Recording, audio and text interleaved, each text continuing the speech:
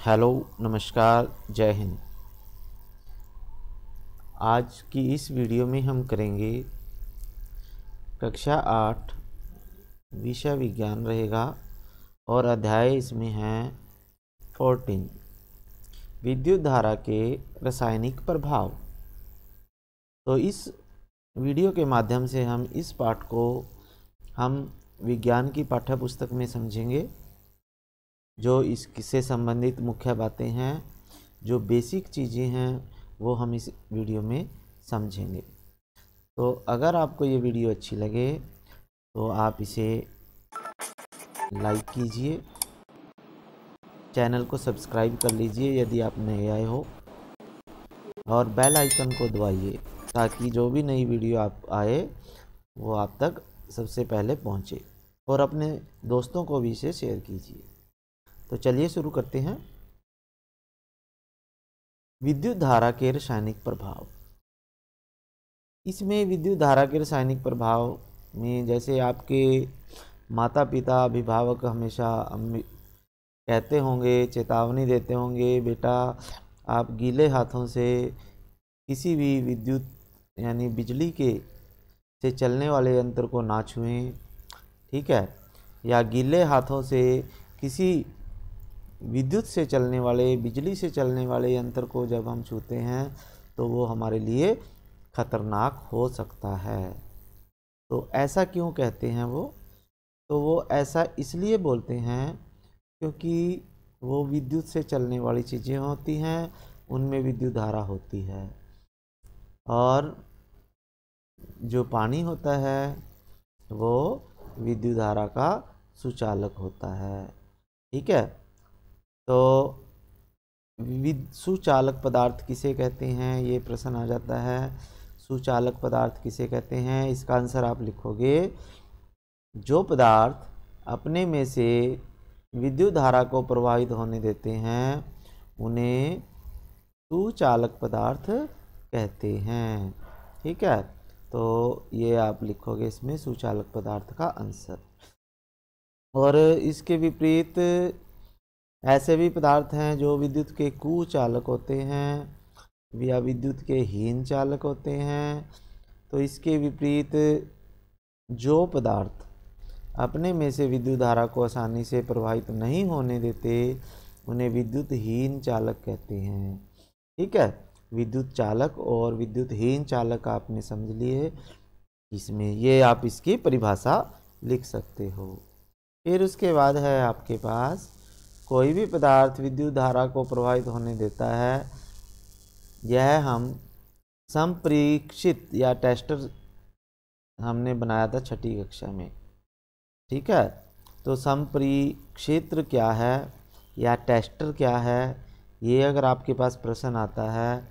संप्रेक्षित्र या टेस्टर का मतलब है ऐसा परिपथ जिससे हम ये पता लगा सकते हैं कि कोई पदार्थ विद्युत का सुचालक है या विद्युत का कुचालक है, उसे हम संप्रेक्षित्र कहते हैं या इंग्लिश में टेस्टर कहते हैं। तो आगे चलिए, जैसे आपके पास है तांबा, एल्युमिनियम विद्युत का चालन करते हैं। जो धातुएं होती हैं वो क्या करती हैं? तांबा है, जैसे एल्युमिनियम है, ये विद्युत के चालक पदार्थ हैं क्योंकि इनमें से विद्युत धारा गुजर जाती है, ठीक है। अगर आपको बोले विद्युत चालक पदार्थों के उदाहरण दीजिए दो, तो आप तांबा और एल्युमिनियम लिख सकते हो। और विद्युत रोधी या विद्युत कुचालक पदार्थ कौन से हैं? जिनमें से विद्युत धारा प्रवाहित ना हो उन्हें हम विद्युत चालक या विद्युत रोधी पदार्थ कहते हैं। जैसे रबड़ है, प्लास्टिक है, ठीक है। तो ये देखिए, आप इस तरह से एक सर्किट बना सकते हो। इसमें आप क्या करोगे, एक सेल लेंगे, ठीक है। ये तार ले ली हमने, सेल के एक सिरे को तार से जोड़ दिया, और उसके बाद ये बल्ब हमने लिया है, और ये दूसरी तार को हमने सेल के दूसरे सिरे के साथ जोड़ दिया, और इसको पेंच कस के जो लोहे धातु वाला पार्ट है उससे हमने कनेक्ट किया, तो ये बल्ब जल जाता है। तो इसका मतलब जो धातु है, लोहा है, तांबा है, एल्युमिनियम है, ये विद्युत के सुचालक पदार्थ हैं। लेकिन अगर हम इस प्लास्टिक पे लगाते हैं तो बल्ब नहीं जलता, तो ये विद्युत के कुचालक पदार्थ हैं। ठीक है, तो इसमें देखिए दूसरे में आपको ये दिखाया गया है विद्युतहीन चालक पदार्थ। विद्युतहीन चालक क्या हैं, जैसे आपने इस चित्र में देखिए, इसमें ये तारें जो हैं पेंच कस के प्लास्टिक वाले भाग से जोड़ी हुई हैं, इसलिए बल्ब नहीं जला। तो इसलिए प्लास्टिक जो होता है विद्युत का कुचालक या विद्युतहीन पदार्थ होता है। फिर उसके बाद है आपके पास, तो इसमें जो आपके पास ये परिपथ दिखाया गया है, ये क्या है, संप्रेक्षित्र है, यानी एक टेस्टर है ये। ठीक है, ये एक परिपथ हमने जो बनाया है, इससे हम टेस्ट कर सकते हैं कि कोई पदार्थ जो है विद्युत का सुचालक है या कोई पदार्थ विद्युत का कुचालक है, या किस पदार्थ में से विद्युत धारा गुजरेगी, किस में से विद्युत धारा नहीं गुजरेगी। तो इस परिक्षेत्र से हमने पाया कि जो प्लास्टिक है, ठीक है, प्लास्टिक लकड़ी विद्युत का चालन नहीं करते। ठीक है, संपरिक्षेत्र से हमने ये पाया। और जो धातुएं हैं वो विद्युत में की चालक होती हैं।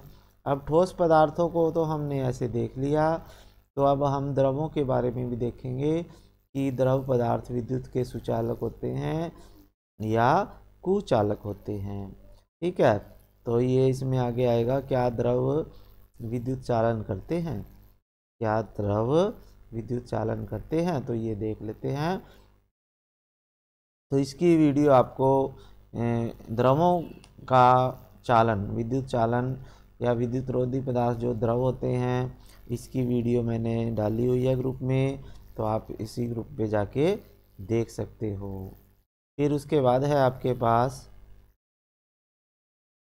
तो इसमें आप क्या करोगे, जैसे हमने पता लगाना है कि क्या नींबू के रस में से विद्युत धारा गुजर जाती है या नहीं, या सिरके में से विद्युत धारा का चालन होता है या नहीं, इसका परीक्षण हम इस तरह से करेंगे।